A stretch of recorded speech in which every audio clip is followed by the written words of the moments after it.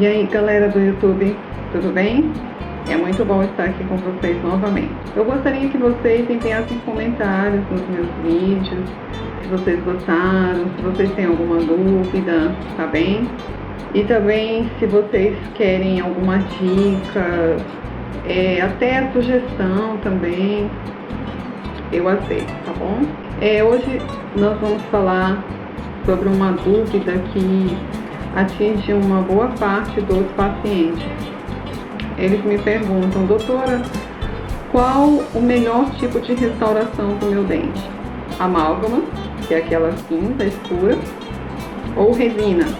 E eu digo assim, depende. Depende de uma série de fatores, né? O mais indicado não é simplesmente por questão de estética você trocar. Tem que ser analisado uma série de fatores, ok? Eu vou descrever para você, né, qual a vantagem e desvantagem do amálgama em relação à resina, tá, ok? A restauração de amálgama, ela não é tão estética, né? Ela, digamos que ela apresenta essa desvantagem. Então, assim, vamos primeiro enumerar as desvantagens. Ela é antiestética, tá?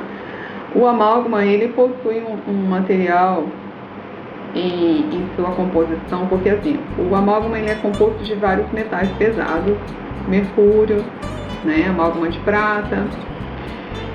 Esses componentes, eles se unem e formam esse material, já utilizado há muitos anos pela odontologia, muitos anos mesmo.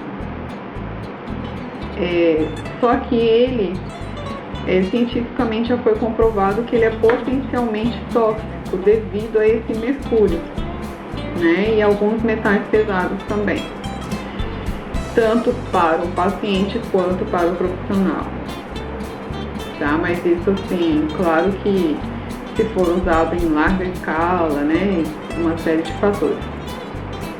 Então, o primeiro, ele é antiestético. Segundo, né, desvantagem, ele é potencialmente tóxico. Terceira desvantagem, ele pode pigmentar o dente. O que pode acontecer? O dente, ele pode vir a escurecer, ele pode ficar cinza devido à restauração de amálgama, tá? Isso pode acontecer. Tem alguns pacientes que falam: depois que eu fiz essa restauração, meu dente escureceu. Realmente pode acontecer. Outra desvantagem: quando nós fazemos uma restauração de amálgama, nós temos que fazer uma cavidade retentiva. Por quê? Porque o amálgama, ele não adere ao dente, ele não cola. Então, o que acontece? Nós temos que fazer uma cavidade mais ou menos assim, que ela vai segurar esse amálgama, impedindo que ele saia dessa cavidade, tá? E com isso, o que nós vamos fazer? Nós vamos ter que desgastar uma estrutura dentária sadia, certo? Então, assim, essa é uma grande desvantagem do amálgama, porque nós temos que desgastar essa estrutura sadia. Outra desvantagem é que nós vamos precisar de 2 sessões para fazer a restauração de amálgama. Em uma sessão, nós preparamos a cavidade e acondicionamos o material nessa cavidade, o amálgama. E numa próxima consulta, que geralmente é marcada 48 horas, nós vamos fazer o polimento dessa restauração, onde o polimento vai dar aquele brilho para a restauração, vai tirar certas ranhuras, né,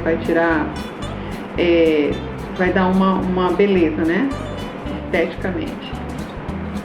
Então, essas são as desvantagens, são 5 desvantagens em relação à resina. E quais seriam as vantagens desse amálgama? O custo é mais baixo, porque é um material, um valor mais acessível, né? Porque não existe muito trabalho na parte de pesquisa, né? O amálgama, com relação a um tempo atrás, o amálgama hoje em dia está um pouquinho diferenciado na questão do mercúrio, né? Que não está sendo colocado muito mercúrio, há uns 20 anos atrás, quando eu fiz odontologia, esse amálgama, ele era no grau e no pistilo, né? Nós ficávamos lá fazendo esse movimento, colocávamos num camurça e tirava esse excesso de mercúrio. Hoje em dia o amálgama ele vem em cápsula. Eu não tenho nenhuma cápsula aqui para mostrar para vocês, mas elas são cápsulas, ela já vem pré-dosada. Geralmente existe o material nacional, mas geralmente é mais utilizado importado, onde essas dimensões elas são milimetricamente, né? Milimetricamente elas são preparadas, tá? E quando a gente aciona o aparelho, né, que é o amalgamador em cápsulas, ele vai misturar esses dois componentes, preparando então o material. Mas enfim, o custo é baixo. Outra vantagem em relação à resina, facilidade da técnica. Você não precisa ter muito cuidado em relação ao amálgama. Você simplesmente pega o material e condensa na cavidade. Claro que em pequenas porções, mas é somente isso. A durabilidade, ele tem uma excelente durabilidade. Quanto à resistência ao desgaste, também é vantagem em relação à resina, porque eles são altamente resistentes, né? As restaurações em amálgama, elas, podem durar até 20 anos, ou às vezes até mais, dependendo dos cuidados do paciente, né? Mastigação, existem outros fatores que a gente tem que analisar também, higienização. Mas enfim, ele é muito resistente à força mastigatória. Selamento marginal, o que quer dizer isso? Entre o dente e a restauração, praticamente não ocorre infiltração.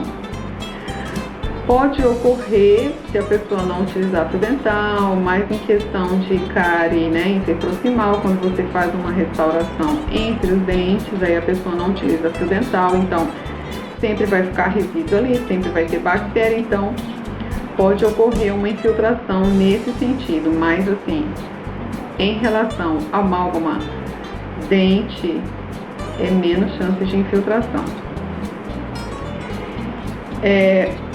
Quais questões o profissional, existem algumas questões que realmente é difícil até para o profissional decidir entre um amálgama e uma resina.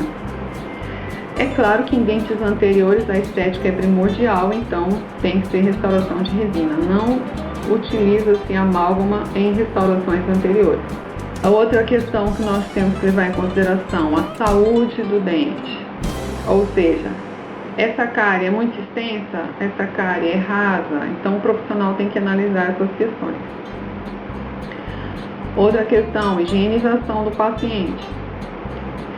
Tem paciente que não tem o hábito de usar o fio dental. Como é que eu vou indicar uma restauração interproximal, ou seja, entre os dentes, que vai interferir diretamente nessa higienização? Porque a resina, como já vimos, ela tem um pouco mais de chance de infiltração entre o dente e a restauração. O que é a infiltração? Vai entrar a bactéria entre o dente e a restauração e vai provocar cárie. Se o paciente tem uma restauração entre os dentes e ele não tem o hábito de usar o fio dental, se eu colocar resina ali, o que vai acontecer? Vai cariar. E o que ele vai dizer?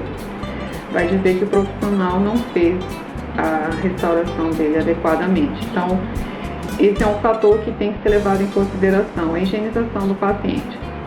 Quando eu vejo que o paciente não tem higienização, que a higienização é totalmente inadequada,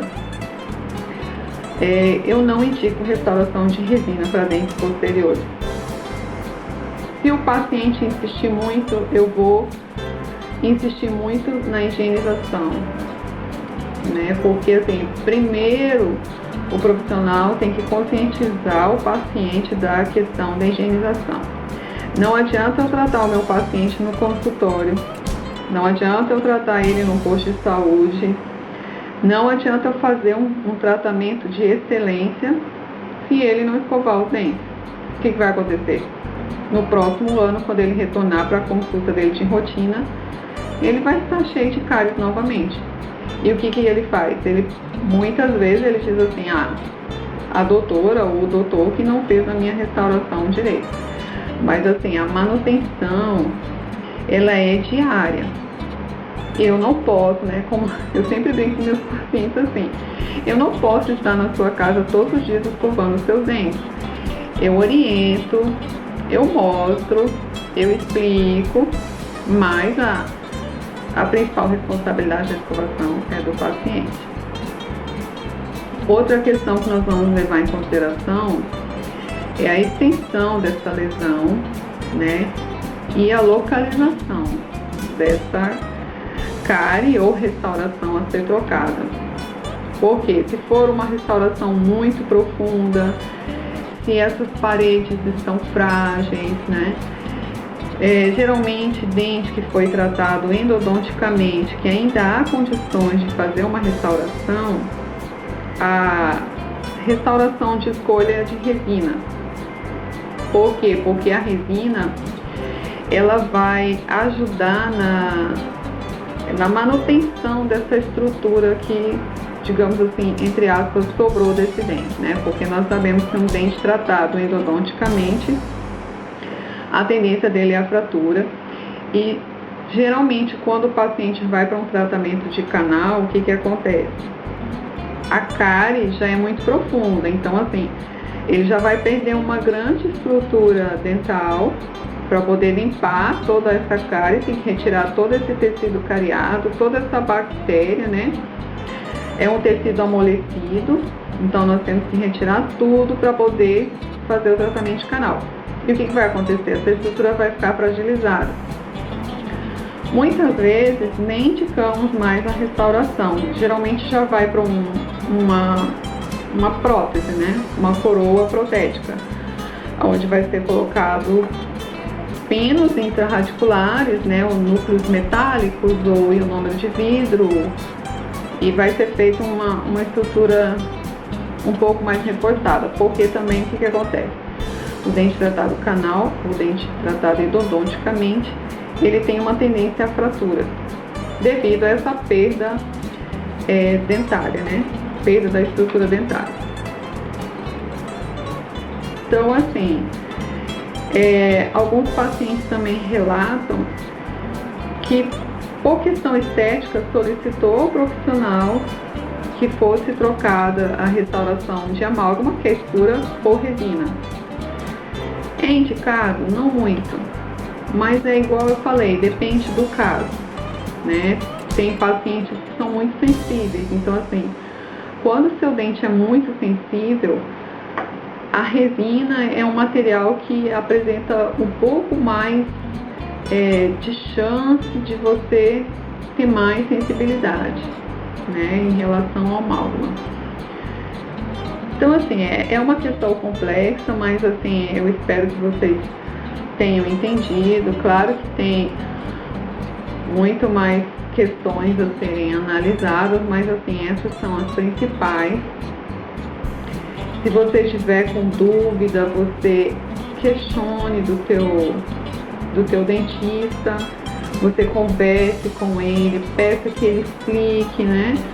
Hoje em dia, como está tendo muito acesso à informação, e eu acho assim excelente que as pessoas tenham esse acesso, que as pessoas sejam orientadas para que elas não se sintam lesadas, né? E para que também o profissional, cada vez ele se aprimore mais para estar passando um tratamento de qualidade para o seu paciente e para que as pessoas se sintam mais felizes, né, em relação ao seu tratamento, em relação ao profissional. Uma coisa também que eu quero falar para vocês, em relação à tecnologia, as resinas elas têm avançado muito mais de 20 anos para cá, né? Quando eu fiz odontologia, as resinas elas eram misturadas, assim, a gente conhecia como Adaptic, eu acredito que nem existe mais, né? O Adaptic, você misturava os componentes e você colocava de uma vez só no dente. ela era autopolimerizável. O que quer dizer isso? Ela mesma endurecia por ela. Hoje em dia são aparelhos fotopolimerizáveis, né? Você utiliza uma luz LED para poder estar, ou de fibra ótica, né? Para poder estar condensando esse material. Então, assim, graças a Deus a tecnologia ela evoluiu muito, mas também a gente tem que ter certos cuidados, né? Não pode usar indiscriminadamente nenhum material e nem o outro. Tem que ter a indicação correta, tem que ser analisada pelo profissional e também, assim, sempre orientando o paciente. Você dá opções para o paciente. Olha, se você fizer isso, pode acontecer isso, né? Até pela questão ética, né? Nós temos que estar também orientando o paciente. Então, assim, eu espero que vocês tenham gostado. É só realmente para tirar dúvida. No meu blog eu vou explicar um pouquinho mais sobre essa questão, né? Um pouquinho mais detalhado. Se você gostou, dá um like aí pra mim. Curta a minha fanpage. Se inscreva no meu canal para você estar recebendo os próximos vídeos. E eu te espero aqui, tá bom? Deixe o seu comentário. E é isso aí. Obrigada. Valeu. Tchau, tchau. Fica com Deus.